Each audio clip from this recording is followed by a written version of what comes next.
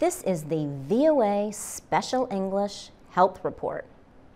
Women in a civil rights group in Togo called a week-long sex strike in August to try to force the president of the West African nation to resign. Members of Let's Save Togo planned to withhold sex from their husbands to pressure the men to take action against President Faure Gnassingbé. The opposition says his family has ruled Togo for too long. He became president in 2005, shortly after the death of his father, who had held power for 38 years. Withholding sex for political goals has a long history. The idea appears in the theater of ancient Greece.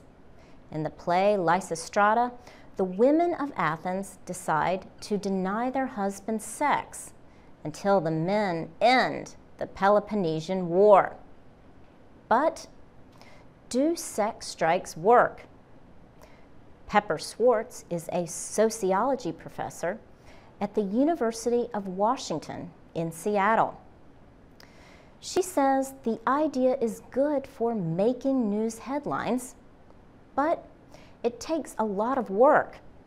She says the sex strike is a good way to make a point for a few days. But she says that it probably will not work over a long period of time.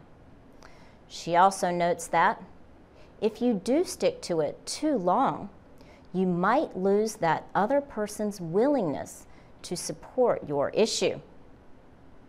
But pro-democracy activists in Togo say a sex strike during the civil war in Liberia gave them cause for hope. In 2003, Liberia had been through 14 years of war.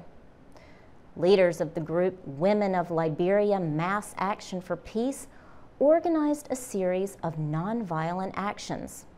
They included a sex strike. The actions earned the group's leader a share of the 2011 Nobel Peace Prize.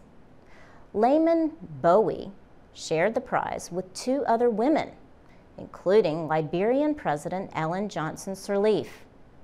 She became Africa's first democratically elected female president in 2006. The third winner was Tawakkol Karman, a women's rights activist in Yemen. Yalawi Clark teaches gender studies at the University of Cape Town in South Africa. She says that the women in Togo can inspire other women in Africa, just like the mass action for peace in Liberia did.